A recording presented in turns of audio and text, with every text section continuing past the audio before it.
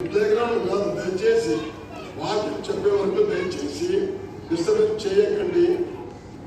దేవుని వాక్యం గురించి చాలా మంది వచ్చారు. ఎన్నో కుటుంబములు ఒకవేళ ఈ రోజు దేవుని వాక్యం విని బాగా కావచ్చు, పరలోకం అనుభవించవచ్చు. దేవుని ఉద్దేశం అదే, మన ఉద్దేశం వేరే ఉంటుంది. దేవుని ఉద్దేశం నిన్ను తీసుకుని వచ్చిన కారణం ఏదంటే నిన్ను ఆశీర్వదించి, నిన్ను దీవించి, నిన్ను కుటుంబము దీవెనకరంగా చేయాలనే ఉద్దేశంతోనే తెచ్చాడు. అదే దేవుని కోరిక. నువ్వు తలంచకపోయినా దేవుడు నీ గురించి తలంచినాడు. మనం ఆ కుటుంబం వల్లే ప్రార్థించే కుటుంబము, దేవునికి భయపడే కుటుంబము. ప్రభువా, పుట్టబోయే ఈ కుమారునికి ఏమేమి మేము చేయాలనో, ఏమేమి నేర్పియాలనో మీరు వచ్చి మాకు బోధించుకున్నారు అంటే దేవుని సన్నిధిలో తల్లిదండ్రి అయిన వారు మోకరించి ప్రార్థించాలి. ఏ ఆడపిల్ల కానీ దేవుని వాక్యంలో కొన్ని ఆడపిల్లలు ఉన్నారు.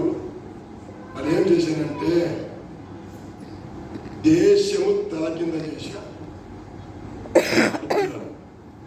ఎందుకు? దానికి కారణం ఏంటిది? తల్లిదండ్రుల కారణం. సిరియా దేశంలో చాలా మందికి తెలుసు, నామాను అనే కుష్ఠరోగి ఉన్నాడు. ఆయన సేనాధిపతి, చాలా గొప్ప వ్యక్తి, గొప్ప పొజిషన్ లో ఉన్నారు, గొప్ప అధికారంలో ఉన్నారు. వాళ్ళు ఇశ్రాయేలు మీద యుద్ధముకు పోయి అక్కడి నుంచి ఒక చిన్న దానిని పట్టుకొని వచ్చారు. చాలా మంది తీసుకొచ్చి ఉంటారు. అందులో ఈ యొక్క చిన్న పిల్ల, దయచేసి జాగ్రత్త విన్నాడు. ఆమె ఈ యొక్క సేనాధిపతి ఇంట్లో పని చేయాలి. ఆ చిన్న పిల్ల, ఆమె ఇశ్రాయేలు పిల్ల. చూడండి, రెండవ రాజులు 5వ అధ్యాయం,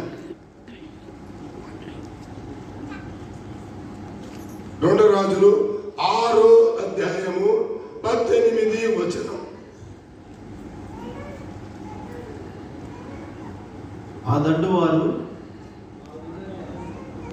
5వ అధ్యాయం 1వ వచనం. నా యజమానుడు బ్రొక్కుటకు 5వ అధ్యాయం 1వ వచనం.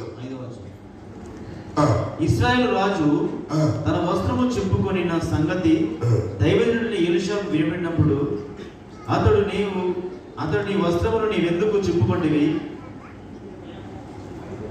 5వ అధ్యాయము 1వ వచనము, 2 రాజులు.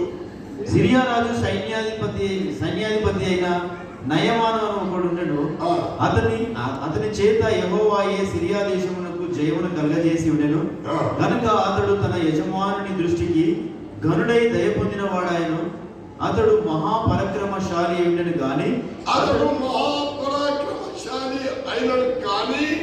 అతడు కుష్ఠరోగి ఉన్నాడు, బాధపడుతున్నాడు, పెద్ద పొజిషన్ లో ఉన్నాడు. ఏం లాభం?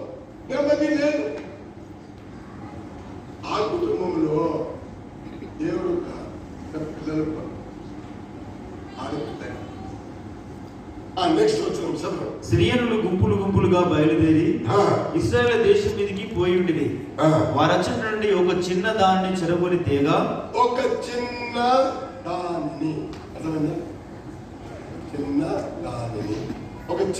దానిని చెరగొని తేగా చెరగొట్టుకొని వచ్చి ఆ కుటుంబంలో ఉన్నారు. ఆమె పని చేస్తుంది. చిన్నది అని రాయబడింది. వయసు మనకు తెలవాలి. చిన్నదంటే చిన్నది అంతే. అయితే ఆమె పని చేస్తూ ఉన్నారు. తన యజమానం దిక్కు చూసింది. బాధలో ఉన్నారు, కుష్ఠరోగంతో బాధపడుతుంటున్నారు. ఆ చిన్నది సువార్త చెప్తుంది. ఎట్లా చెప్పి సువార్త చూస్తాం? ఆమె చెప్పిన సువార్త సిరియా దేశం తల కింద అయిపోయింది. చిన్నదే. ఈ మనవారు జెసికా అట్లా సిద్ధపరచాలి. ఆమె డాక్టర్ ఇంజనీర్ గా చేసుకోండి, కానీ అది డాక్టర్ ఇంజనీర్ పనులకు రాజనుకుడు రావు. ఇంత ఈ లోకంలో ఉన్నంత కాలమే అంటే తప్పని అంటలేను. దానికనే ముందు ప్రభు సాక్ష్యం నిలబడి ఆత్మను సంపాదించే వారిగా చేయండి, ప్రార్థించండి. చెప్పినట్లు పరలోక రాజును దిగి మీ కుటుంబంలోకి వస్తారు. ఆ చిన్నది చూసి ఆమె యజమానురాలకు ఏమన్నది చెప్పండి. ఆ చిన్నదాన్ని చెరవని తీగ అది నయమాను భార్యకు పరిచారం చేయించునెను. అది షోమ్రోనులోనున్న ప్రవక్త దగ్గర నాయన వాడు ఉండవలనని నేనెంతగానో కోరు. ఆ చిన్నది తమ యజమానురాలకు పోయి చెప్తుంది, అమ్మా నా యజమానుడు షోమ్రోనులో ఉన్న ప్రవక్తని దగ్గరికి వెళ్తే ఆయన బాధపడతాడు. అదే సువార్త. That is the gospel. ఆమె సువార్త ప్రకటించింది. ప్రవక్తుడు ఉన్నారు, జీవము గల దేవుని ప్రవక్తులు ఉన్నారు. ఇవన్నీ ఎవరు చెప్పుకుంటారు? ఆమెకు చెప్పుకుంటారు, ఎవరు చెప్పుకుంటారా? అమ్మ నాన్నని చెప్పుకుంటారు. ఎవరు చెప్పుకుంటారు? వాళ్ళ తల్లిదండ్రిని చెప్పుకుంటారు. దేవుని గురించి చిన్నదానికి బాగా తెలుసు. ఎక్కడ నేర్చుకున్నది? ఎక్కడ నేర్చుకుంటారు? ఇంట్లోనే నేర్చుకున్నది. తల్లిదండ్రుల దగ్గర నేర్చుకున్నది. ఆమె తల్లిదండ్రులు ఆమెకు భక్తురాలుగా చేసింది, విశ్వాసమైన బిడ్డగా చేసిన, అలాగే సిద్ధపరిచిన. అయితే చెరలో పట్టబడి ఆమె తీసుకుని వెళ్ళబడి, అయితే ఆమె విశ్వాసం మారలే, ఆమె దేవుడు మారలే, ఆమె ఆత్మిక జీవితం మారలే. అక్కడ ఉండి సువార్త చెప్పింది. అప్పుడు చిన్నదాని, ఆమె పేరే చిన్నది.